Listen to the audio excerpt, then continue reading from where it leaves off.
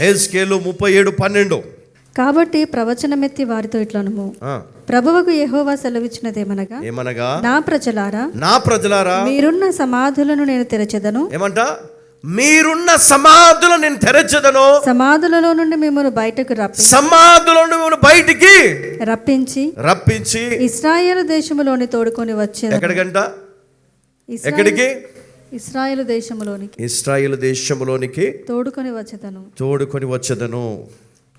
నా ప్రజలారా, నేను సమాధులను తెరచి సమాధులలోనున్న మిమ్మును బయటికి రప్పించగా నేను యెహోవానయ్యున్నానని మీరు తెలుసుకొందురు. హల్లెలూయా. ప్రకటన గ్రంథం 19వ అధ్యాయం 7 నుండి మనము 10 వరకు మనం చదువుకుందామండి. అప్పుడు గొప్ప జన సమూహము శబ్దమును, విస్తారమైన జలముల శబ్దమును, బలమైన ఉరుముల శబ్దమును పోలిన ఒక స్వరము సర్వాధికారియు ప్రభువునగు మన దేవుడు ఏలుచున్నాడు, ఆయనను స్తుతించుడి. గొర్రెపిల్ల వివాహోత్సవ సమయము వచ్చినది, ఆయన భార్య తన్ను తాను సిద్ధపరచుకొని ఉన్నది. గనుక మనము సంతోషపడి ఉత్సాహించి ఆయనను మహిమపరచెదమని చెప్పగా వింటిని. మరియు ఆమె ధరించుకొనుటకు ప్రకాశములను, చూడండి, ఆమె ధరించుకొనుటకు ప్రకాశములను, నిర్మలములైన సన్నపు నారబట్టలు ఆమెకి ఇయ్యబడెను. అవి పరిశుద్ధుల నీతి క్రియలు. ఎవరి సంఘము? ఆయన భార్య ఎవరు అంటే సంఘము. ఆ సంఘము ఎవరు? రక్షణ పొందిన వారు. సంఘం అంటే రక్షణ పొందిన ఆత్మలు.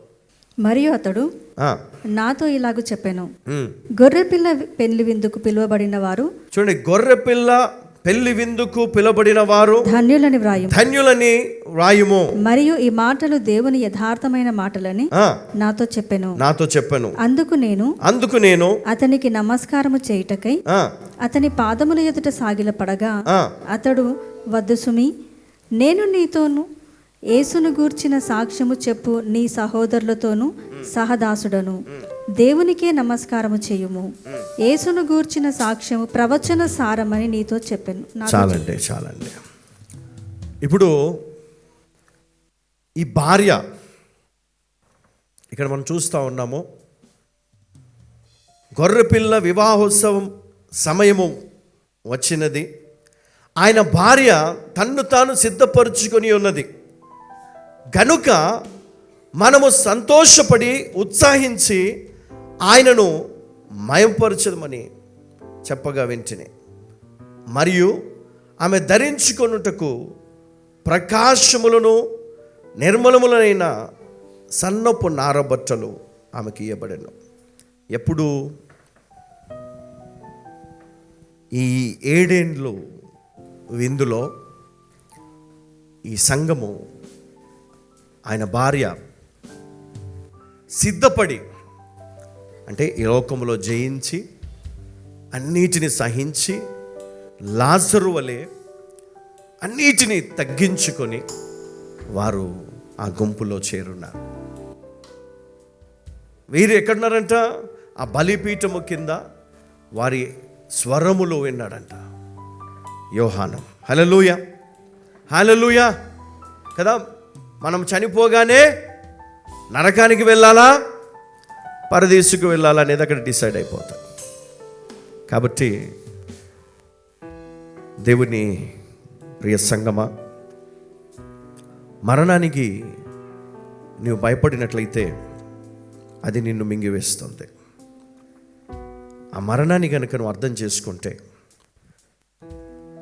పాపం వలన ఆ మరణం వచ్చింది, స్పిరిచువల్ డెత్. ఈ స్పిరిచువల్ డెత్ అనేది దేవుని నుండి వేరైపోవడం. ఫిజికల్ డెత్ అంటే శారీరకమైనటువంటి మరణము, మన శరీరం నుండి ఆత్మ వేరైపోవటం. కానీ స్పిరిచువల్ డెత్ ఏదైతే ఉందో, ఆత్మీయ మరణం, అది దేవుని నుండి వేరవుట. హల్లెలూయా. సో ఇప్పుడు నువ్వు రెండిటిలో మరి మొదటి దాని గురించి ఆలోచన చేయాలి. మరి నువ్వు ఇంకా క్రీస్తులో సజీవంగా ఉన్నావా? ఆత్మీయ జీవితంలో నువ్వు ఇంకా స్థిరంగా ఉన్నావా, లేదా ఆత్మీయ జీవితంలో నువ్వు మరణించావా? క్రీస్తుని నుండి వేరైపోయాడా, నీలో నుండి వెళ్ళిపోయాడా? ఒకవేళ ఆత్మీయ జీవితము గనక నువ్వు కాపాడుకుంటే, అమ్మా, మరణం వచ్చినా భయపడాల్సిన అవసరం లేదు. ఆ మరణం నీ బాధను దూరం చేస్తుంది, దేవుని చిత్తాన్ని నెరవేరుస్తుంది. కాబట్టి ప్రతి క్రైస్తవుడు ధైర్యం కలిగి ఉండాలా, మరణం విషయంలో చాలా సంతోషంగా ఉండాలని నేను జ్ఞాపకం చేస్తా ఉన్నా. ఎంతోమంది చనిపోయారు. అయితే చనిపోయిన వారిలో రక్షణ పొందిన వారు ఉన్నారా? అయితే వారు ఎక్కడున్నారు? ఇప్పుడు ఎక్కడున్నారు అమ్మా? పరదేశంలో, comfort place, the place of comfort. చాలా ప్రశాంతమైన, అక్కడ ఏముందంట? అబ్రహాం ఏమన్నాడు? లాజర్ అక్కడ ఎలా ఉన్నాడంట? చాలా నెమ్మదిగా ప్రశాంతమైన జీవితం జీవిస్తున్నాడు. అక్కడ ఉన్నతమైన ఆశీర్వాదంలో ఉన్నాడంట. నువ్వు ఇక్కడ కోల్పోయిన ప్రతిదీ అక్కడ నువ్వు కదా ఎన్నో రెట్లు పొందుకుంటావు తిరిగి. నువ్వు కోల్పోయినంతా కూడా నువ్వు పరదేశంలో నువ్వు పొందుకుంటావు, అనుభవిస్తావు, నీ కుటుంబీకులను కలుసుకుంటావు. అందుకే భూమి మీద ఉన్నప్పుడే నీ వారిని కాపాడుకో, రక్షణలోనికి నడిపించు, పవిత్ర మార్గంలోకి నడిపించు. అమ్మ, నిర్లక్ష్యం చేసి మీ బిడ్డలను వదలకండి. వాడు వినడు, వాడు రాడు, వదిలిపెట్టకండి.